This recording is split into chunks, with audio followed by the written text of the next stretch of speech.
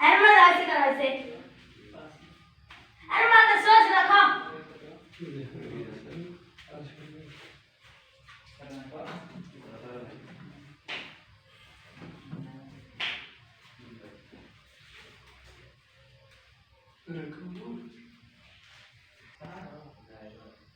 पंडित जी पंडित जी पंडित जी पंडित जी पंडित जी पंडित जी पंडित जी हाँ क्या है पंडित जी बरानी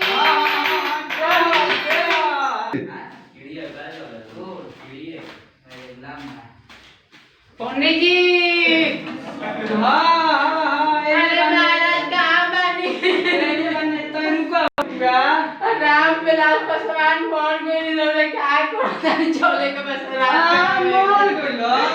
कल रात 9 बजे मर गई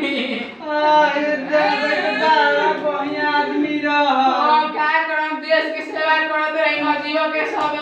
संगत रही अब क्या कर यार चले कि ना चल पंडित जी चली ना श्राद्ध करे कॉलेज पर श्राद्ध करावे के चली श्राद्ध करावे को पंडित जी आज मुझे तैयार हो कि ना दाढ़ी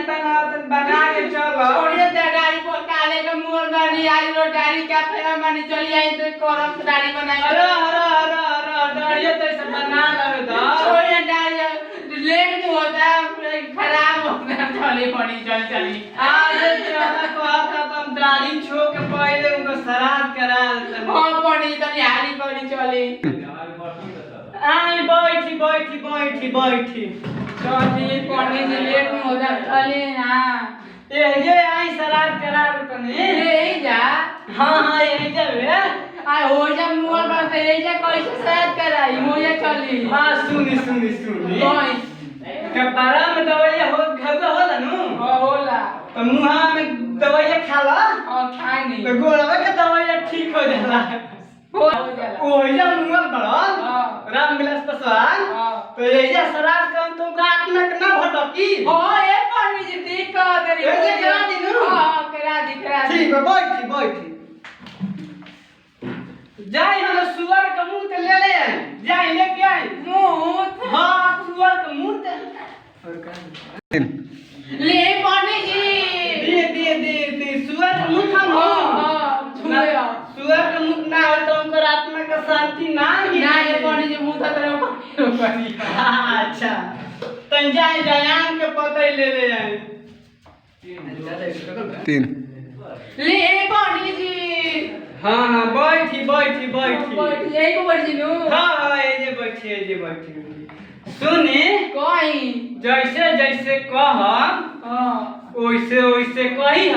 जैसे कौन वैसे करम हां ठीक बा कोई राम विलास पासवान मोल बानू राम विलास पासवान मोल बारन हां जजमान हां पंडित जी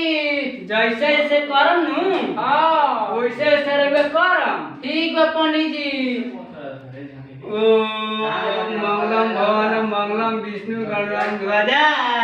ओ मंगलम विष्णु मंगलम तनो हरि ओ मंगलम विष्णु मंगलम ध्वजा ओ मंगलम ध्वजा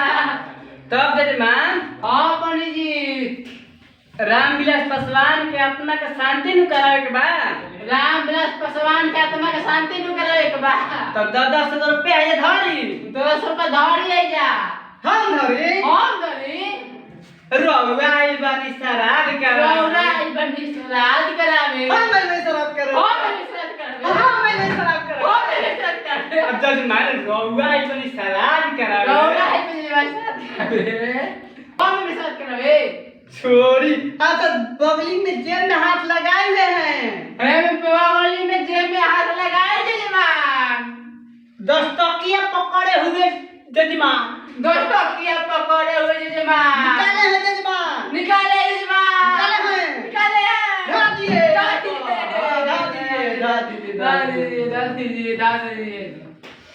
अब हाथ जोड़ ली जजमान हाथ जोड़िए पर जजमान हाथ ली जजमान हाथ में फूल हाथ लीजिए जजमान हाथ में फूल हम ले ले